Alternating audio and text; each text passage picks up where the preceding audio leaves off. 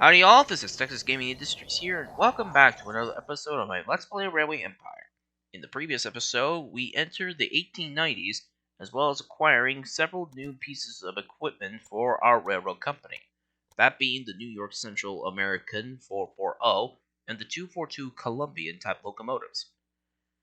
And in this episode, we're going to basically start to modernize some of our equipment, as well as basically add some new passenger services, namely the two transcontinental trains between Portland, Maine to San Francisco, California, as well as one to Seattle, Washington.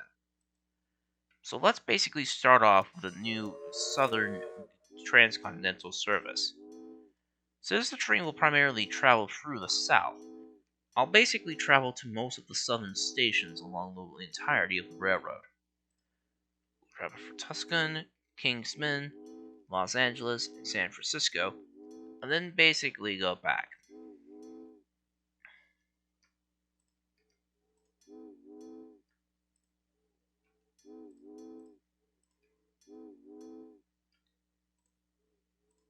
And there we go.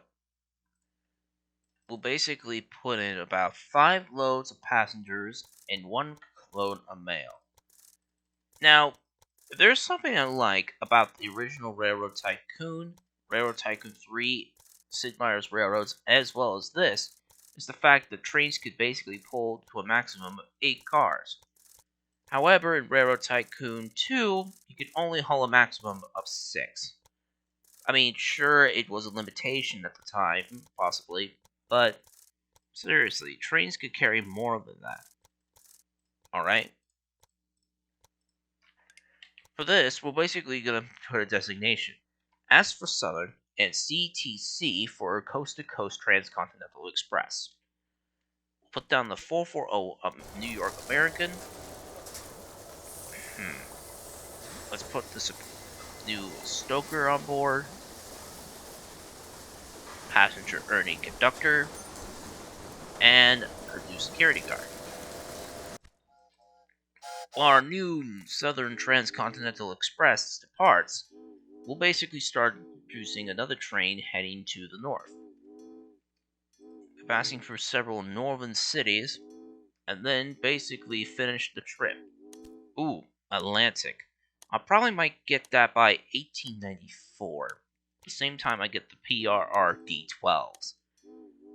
Now, if I start a game or a scenario in 1890, I normally use the 440 American New York NYC type engines for passenger service in the beginning, and then use the 242 Columbian to serve the rural farms and industries, and then eventually get the D12 to handle freight on the main line, with the Atlantics replacing the NY 440s.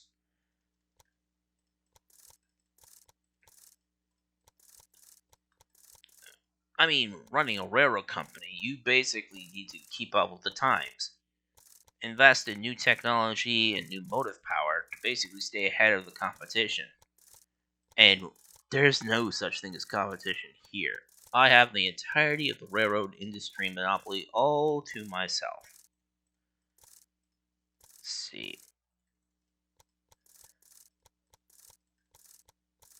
Basically, I have 24 stations, 12 each way. We'll put it N for North, CTC for the Transcontinental abbreviation. Put a dining car and a mail car. Let's put in a conductor, a security guard, and let's just put the one with the higher boost in repairs. Now then, let's see, what else do we need to do? Well, Carson City is now getting big enough for another industry. I mean, Winnemucca is producing clothes, so what's the point of connecting to there? As Salt Lake City is producing cloth. Let's see.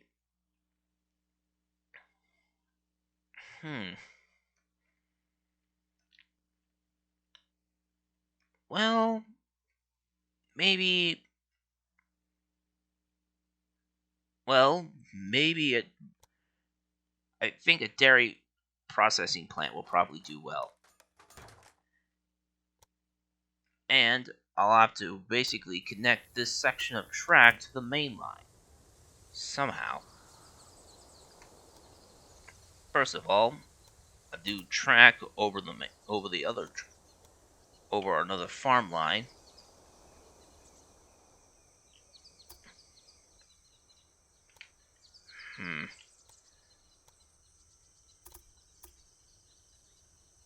We'll just basically build a set of switches.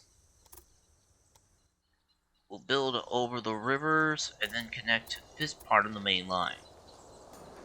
If I could... And because of how the game detects switches and curve length, we'll basically have to build a double track section over here. Then place down the signals to basically make sure no trains crash at the junction. And now we'll basically start operating trains of delivering loads of, well, milk up there. We'll just put the Brooks 260 mogul to the job. It's not as strong as any other locomotives, but it will do the job just fine. Or maybe not. I think the Mastodon will take care of that a lot better. Or something. It's only going at 15 miles an hour, and we lost $353,000. Now that San Francisco is also growing, we can now basically expand with a new industry. Well, considering Los Angeles is about to get big enough for clothing, we might as well basically add a... Oh wait, San Francisco is producing clothes. So, what's the point?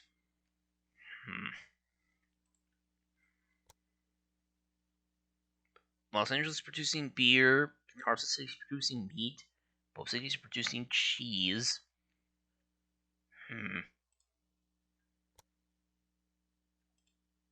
There's no nearby vegetable farms.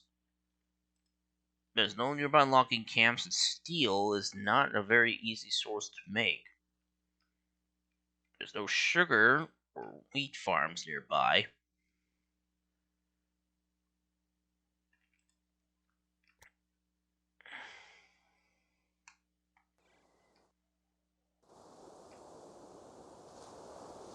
Well, I guess making some beer will probably be the best choice.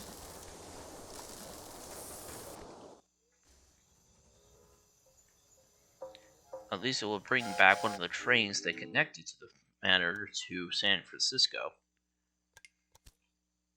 Put in the Rodgers 260. Let's see. It's 1893, so you know what? We'll just unlock the 2 new engines automatically. We'll also buy precision components, exports, electrical headlights, dynamic brakes, the station restaurant. But I'm saving the Jenny coupling until 1900, as that's the year it becomes a federally mandated piece of technology to be used on all railroads. Sugar plantation near Charlotte. Nah. So, with this new engine, we could basically replace many of the old locomotives.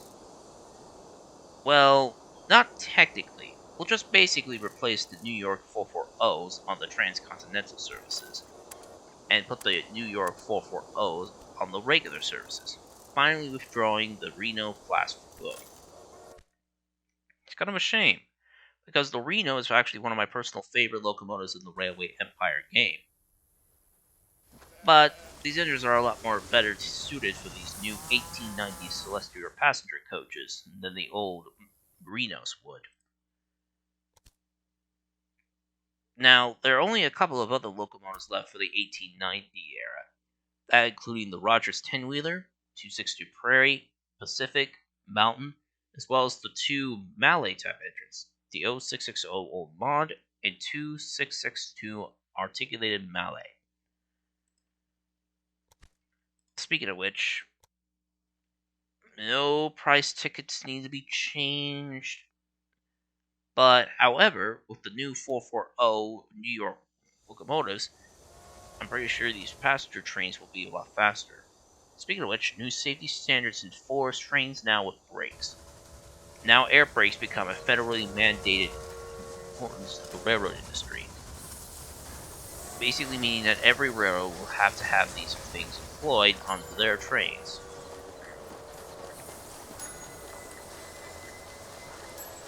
Speaking of which, what train would Minneapolis to Sioux Falls? It's producing clothing. It's delivering textiles. Speaking of which, the tailors are very underutilized. Now they're producing more clothes. Tuscan is growing. So, considering that that service is coming into town, we might as well build a hotel for its travelers, as well as in Kansas City for the standard transcontinental service. Well, basically, let's add a university here in Oklahoma City, a railroad museum in Salt Lake.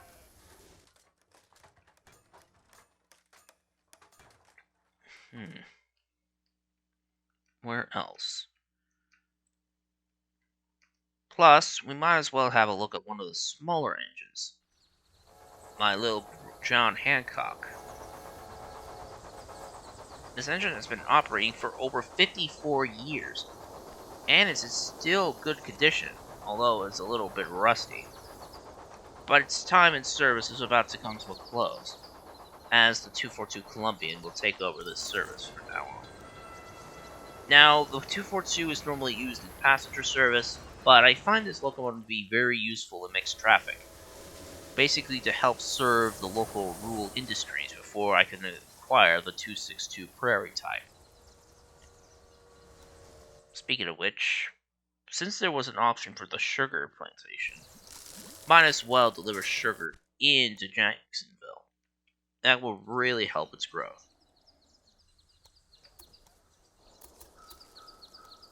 Connect to the main line, and connect it here to Lee Manor and Jacksonville, and we'll put in the Brooks 260. Now, considering that we're in the 1890s, I might as well replace the aging Rodgers 260s with the new Brooks design. I have 114 of these Rodgers 260s in service. Cost $2 million, but it was at least worth it. And oh, Chicago is dwindling. That means there's not enough cargo being delivered into the city to keep its demand up. Maybe it's time for basically to replace that with a museum. It will help slow down the growth, slow down the production of citizens this way. But I don't know how much longer though. Let's see. I mean, there's tons of supplies coming in, but I think we'll basically need another train of sugar. Yeah, one train of sugar is not gonna cut it. Let's basically let's add another train of sugar. We'll only have 7 more years before we reach the 20th century, and the refineries will finally be available. And we could soon start producing automobiles, which would be really great. But will it mean the end of the line for our passenger services? That we'll have to find out much later in the future.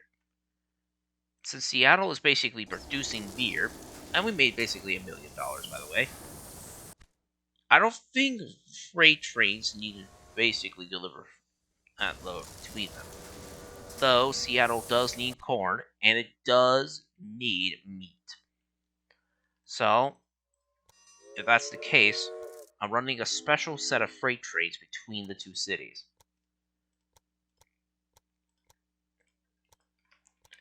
This is trains that go through one city or more to deliver essential cargo is called special freights. And I'm putting the new D12 in this operation. Let's see.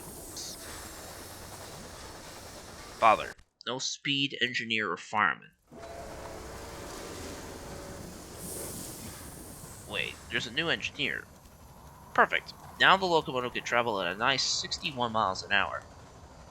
While this 440 was not technically designed for long-distance freights, this engine does indeed have a good amount of pulling power, which is pretty good if you want to operate early freight trains in the 1890s with this type of engine.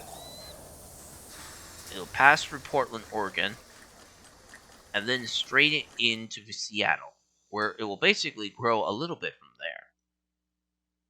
Considering that some of these industry towns require some commodities, like Portland doesn't need plank lumber by 48,000 residents. And with the arrival of the meat train, Seattle is starting to grow. See trains slowing from missing supplies. That's from the Robinson Manor. Might as well place a supply tower there. Let's see, security guard. A new station master, no bonus.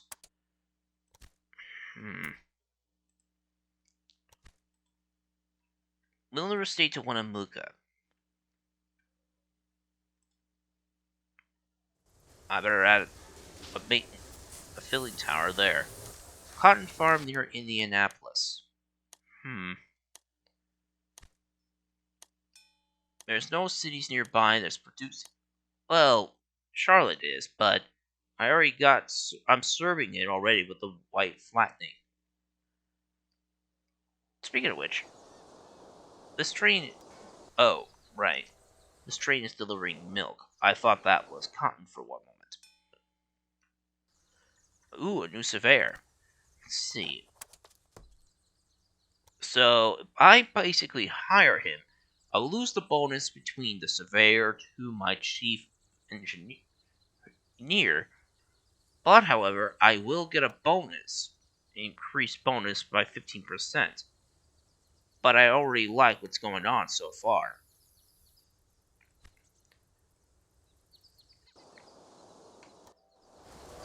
Train slow because of missing supplies. It's coming from the Green Cattle Ranch. Well, the Green Dairy Farm, so to speak. Now the trains could basically pick up supplies before heading straight down. Speaking of which, Pittsburgh has so many cargo amounts that it needs to be taken out.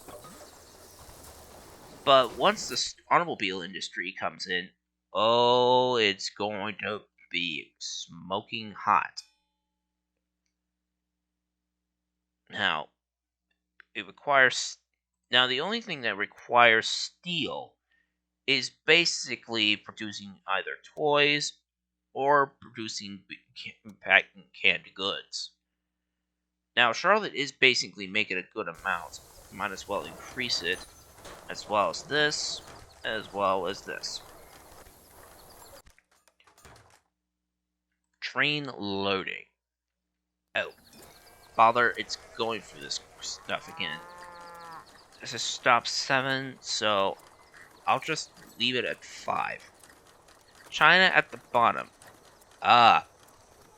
Another newspaper article from the Japan DLC. Let's see, engineer, conductor.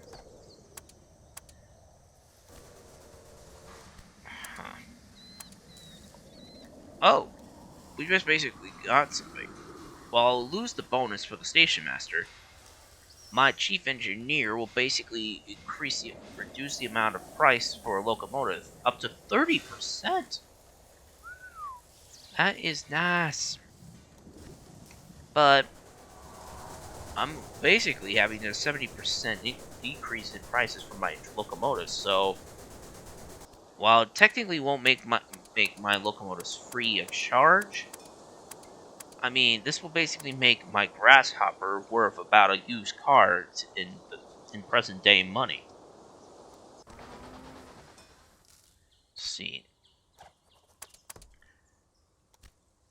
Now, only a matter of time before the arrival of my new locomotive, the Rodger's 10-wheeler. And then we can really start operating some real express trains on the railroad. As these will basically be the last steam engines that Rodgers would design before being taken over by Alco in the early 1900s. Now, oh, what the heck, I'll buy it. Express train in trouble. Well, the Atlantic will be taking over the passenger trains of the NY 440s. And the Rodger's 10-wheeler will basically take over the express services on many of on the transcontinental lines, which I should have had done first, which won't be too difficult. Okay, that's the south variant we could take care of.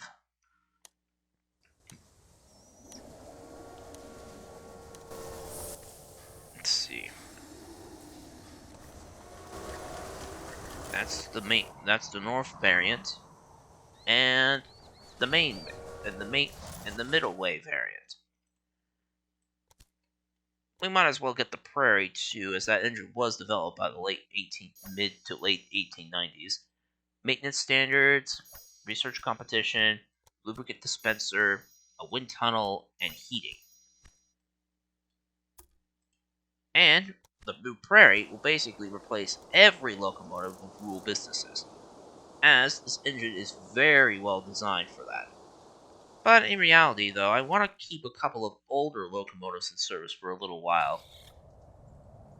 But I think I'll basically replace a couple of the rod engines serving some local logging camps. Sure, the shades are good and all, but some logging camps demanded speed more than power. And I actually forgot to basically signal this section. Now with that done, that will cover this episode. So we got some new locomotives, we got our 2 new transcontinental passenger trains, and we're basically building up our industries very well. And several of our towns are starting to grow, like Seattle, for example. So if you enjoyed this episode of my Let's Play Railway Empire, be sure to give a like and a comment, as well as subscribe to Texas Gaming Industries for new uploads every Friday around 12 o'clock p.m. Central Standard U.S. time. This is Texas Gaming Industries saying thank you very much for watching this episode, and I'll see you in the next one. Bye!